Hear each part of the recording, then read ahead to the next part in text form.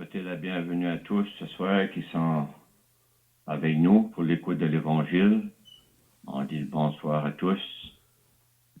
Moi, c'est Paul Basse de l'Assemblée de Tracadie. Et avant de faire quelques lectures, nous allons demander la bénédiction de Dieu. Notre Père, au nom du Seigneur Jésus, nous voulons te remercier encore pour ta patience. Ô Père, malgré le mal qui est dans le monde, comment l'homme est loin de toi dans ses péchés, comment tu es patient et gracieux. Encore ce soir, tu veux appeler les âmes à se tourner vers toi dans la repentance et à la foi en ton Fils, afin de recevoir le pardon de leurs péchés et être acceptable, prêt pour le ciel, pour le paradis. Ô Dieu, nous savons que le monde entier est sous la puissance du mal. Dieu, toi seul peux les attirer. Nous mettons donc cette réunion entre tes mains et nous prions, Dieu, que des âmes pourraient se tourner vers ton Fils et être sauvés ce soir.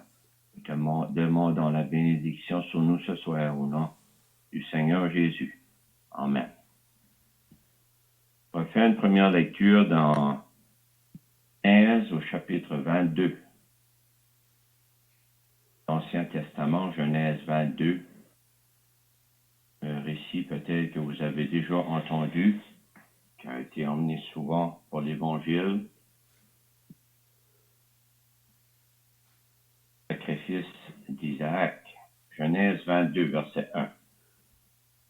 Après ces choses, Dieu mit Abraham à l'épreuve et lui dit, Abraham, et il répondit, me voici.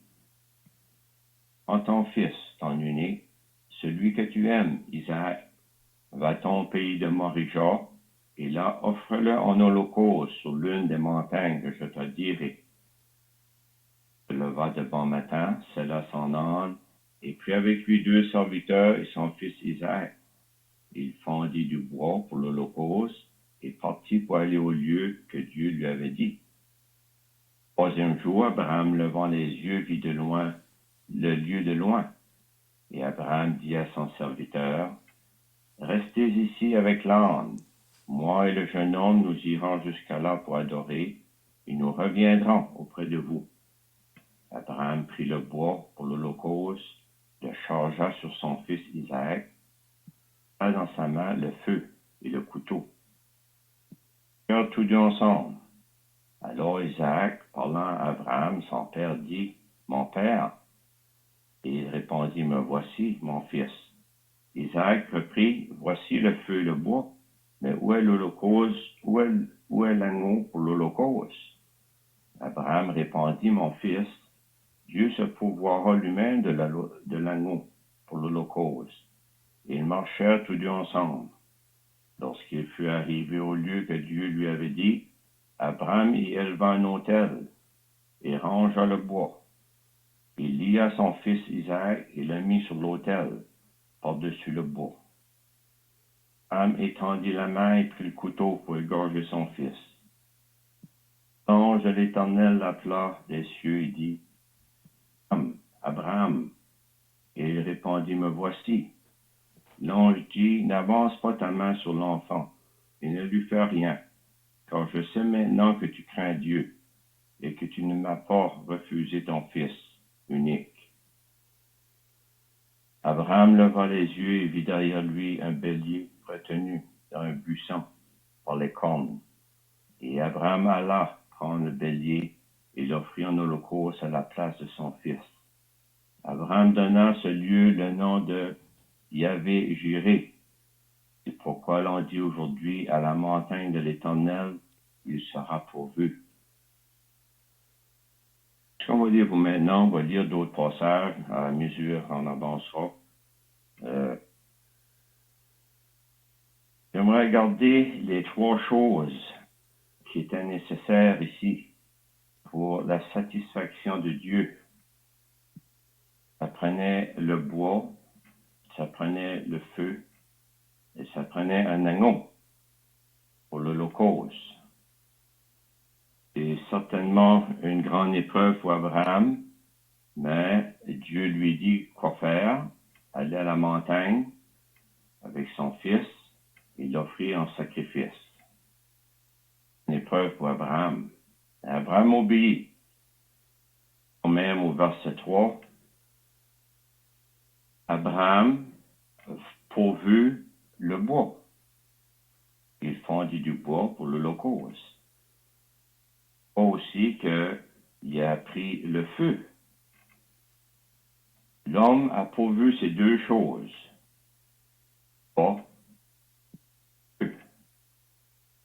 Nous allons voir plus tard aussi la même chose.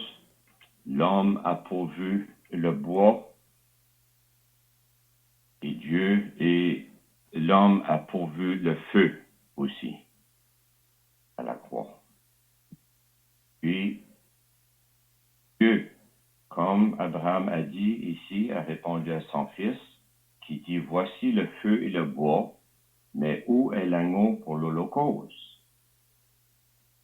On dit à son fils, Dieu se pourvoira lui-même de l'agneau pour l'Holocauste.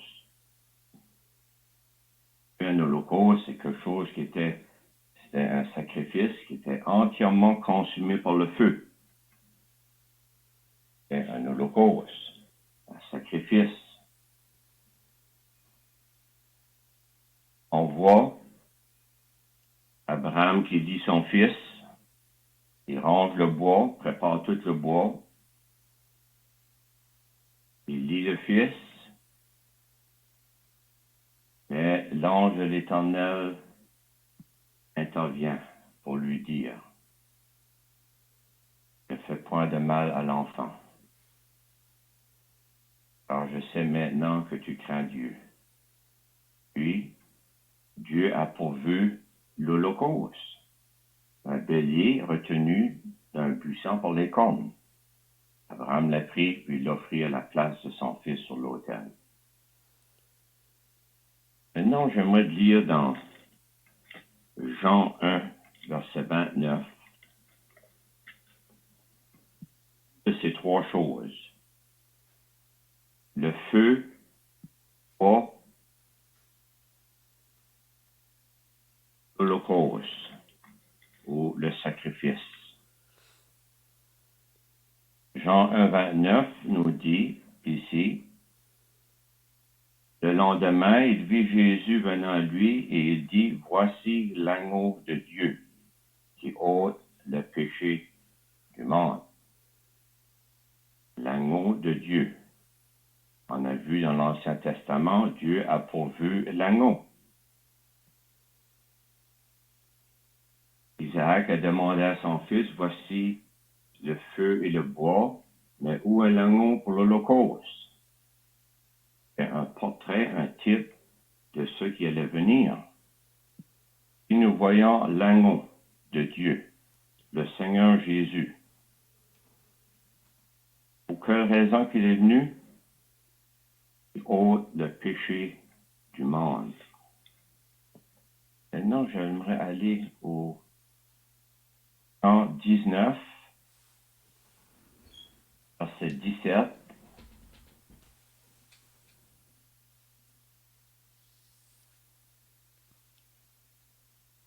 Jésus, portant sa croix, arriva au lieu du crâne, qui se nomme en hébreu Golgotha. Là qu'il fut crucifié, et deux autres avec lui, à côté, et Jésus au milieu. Jésus portant sa croix, le bois. Homme a pourvu un bois pour l'agneau de Dieu. On a vu dans l'Ancien Testament, Abraham a préparé le bois, il a fondu le bois, il a pourvu pour le bois. On voit dans le Nouveau Testament, l'homme aussi a préparé le bois pour le Fils de Dieu, sans se rendre compte vraiment qu'il accomplissait la volonté de Dieu. C'était dans la volonté de Dieu que le Fils alla à la croix pour sauver les âmes. J'aimerais lire dans Luc 23, Luc 23.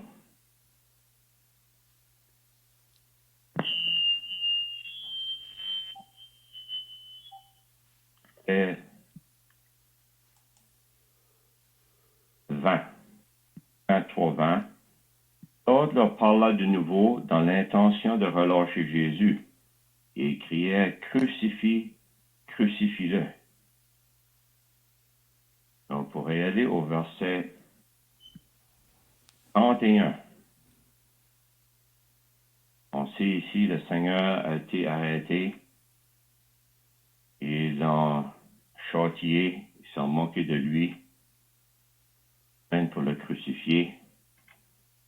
Des gens du peuple, des femmes le suivent, pleurent sur le Seigneur Jésus. Le Seigneur Jésus lui dit de ne pas pleurer sur lui, mais pleurer plutôt sur leurs enfants. Verset 31, il dit, car si l'on fait ces choses au bois vert, qu'arrivera-t-il au bois sec? Ici, le bois vert, c'est le Seigneur Jésus. Ça parle de son humanité. Ça parle de celui qui était la vie. Bois sec, ça nous parle de nous dans nos péchés. Mort. Le bois sec, c'est mort. Une vie. Mais le Fils de Dieu, lui, était saint. On peut dire, oui, du bois vert, c'est le bois est saint, mais lui était le saint. Le Fils unique de Dieu, sans péché. Si on fait ces choses au bois vert, qu'arrivera-t-il au bois sec? Oh, il emmenait le Seigneur Jésus. Il avait pourvu le bois pour lui. Et à la croix. Lui qui était l'homme parfait. Mais il dit, qu'arrivera-t-il au bois sec? Oui, parce qu'il dit, pleurez plutôt sur vos enfants. Le bois sec, c'est nous. On est sec. On est mort dans nos péchés. Qu'arrivera-t-il à des pécheurs morts dans leurs péchés? On verra la question un peu plus tard. J'aimerais voir aussi dans Isaïe 53. Sur lecture, mais j'aimerais regarder présentement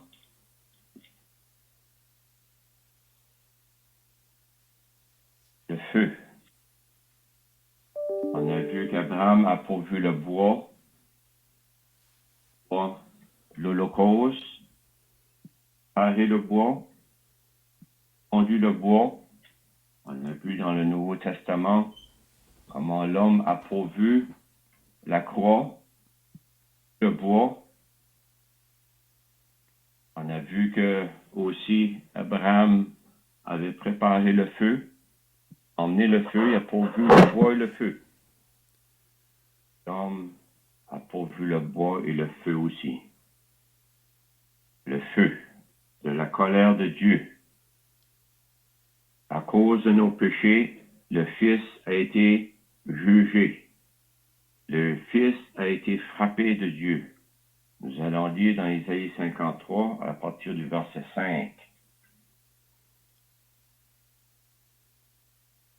Regardez tous ces versets ici et pensez, oh, c'est arrivé ces choses. À cause d'une colère si intense, le feu de Dieu, de sa colère est tombé sur son Fils, c'est à cause de nous. C'est nous qui avons pourvu. C'est nous qui avons accompli ce qui a fait en sorte que Dieu a puni son Fils. Mais il était blessé pour nos péchés, brisé pour nos iniquités.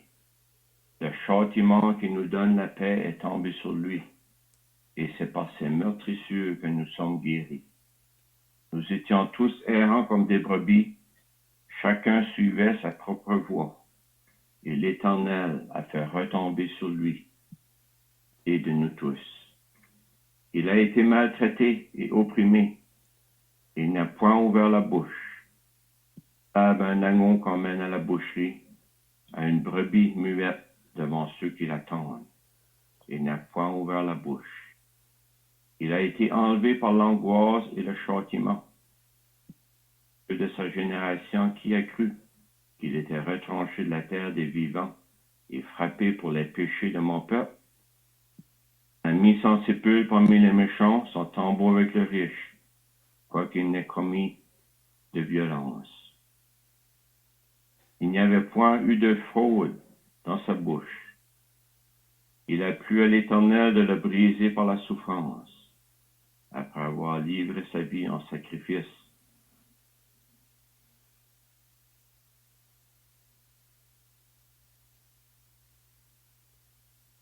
Tes péchés, mes péchés, jeune fille, jeune homme, monsieur, madame, personne âgée, a causé le feu tombé sur son Fils, le Seigneur Jésus à la croix. Ça nous dit ici qu'il a été blessé pour nos péchés. Il a été brisé. Il a été puni. Le châtiment, il a été châtié. Il a été meurtri.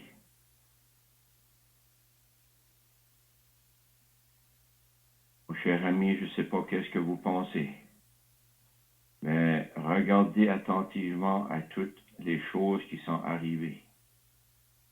L'Éternel a fait retomber sur lui l'iniquité de nous tous. Il a été maltraité. Il a été opprimé. Il a été enlevé par l'angoisse et le châtiment. Il a été frappé pour nos péchés. Il a souffert, brisé par la souffrance. À cause de toi, c'est à cause de moi, c'est à cause de mes péchés, à cause de tes péchés. Le Seigneur n'a pas été là juste pour faire un spectacle. La volonté de Dieu. Isaac a dit à son père, où est l'Holocauste? Dieu a pourvu un holocauste. On a dit dans Jean 1, 29, voici l'agneau de Dieu qui ôte le péché du monde. Dieu a pourvu l'agneau. Péri.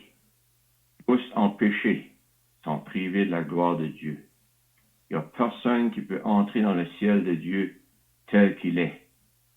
Car on est noir, on est taché par nos péchés. On ne peut pas entrer dans le ciel d'une telle façon.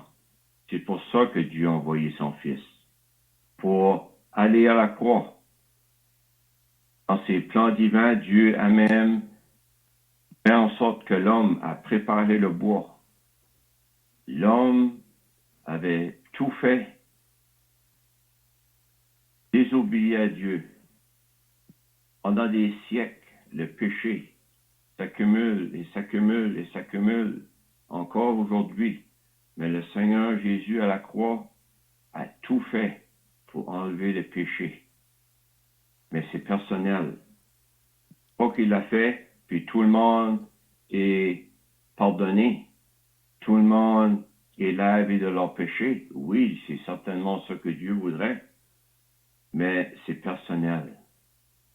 Entre toi et Dieu. Comme un bois sec.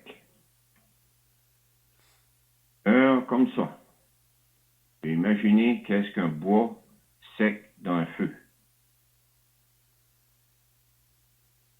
J'aimerais dire, finalement, 1 Pierre chapitre 2.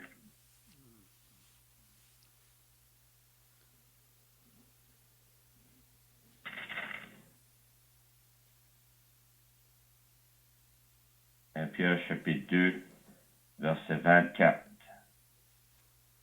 lui, Seigneur Jésus, porter lui-même nos péchés en son corps sur le bois, afin que, mort au péché, nous vivions. Lui, par les meurtrissures desquelles vous avez été guéris. Il a porté nos péchés en son corps sur le bois.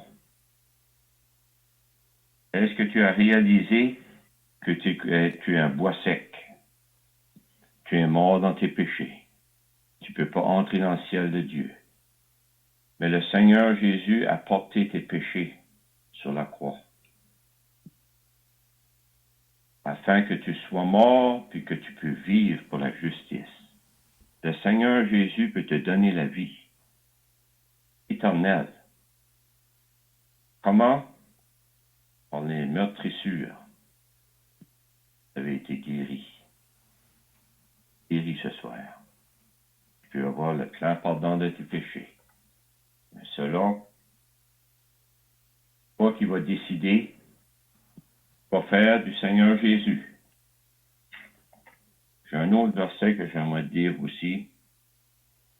Apocalypse 21. Ça fait beaucoup de versets, mais la parole de Dieu parle plus que ce qu'on peut dire. Mais il y a un autre feu. Il y a un feu pour le bois sec qui va mourir dans ses péchés. Souvenez-vous, le bois vert, c'est le Seigneur Jésus. Il a pris notre humanité. Il a pris un corps. Il faut aller à la croix. C'est lui qui était la vie. Nous, on est les pécheurs, on est le bois sec. Apocalypse 21, verset 8. Mais pour les lâches, les incrédules, les abominables, les meurtriers, les débauchés, les magiciens, les idolâtres et tous les menteurs, leur part sera dans l'étang ardent de feu et de soufre, la seconde mort.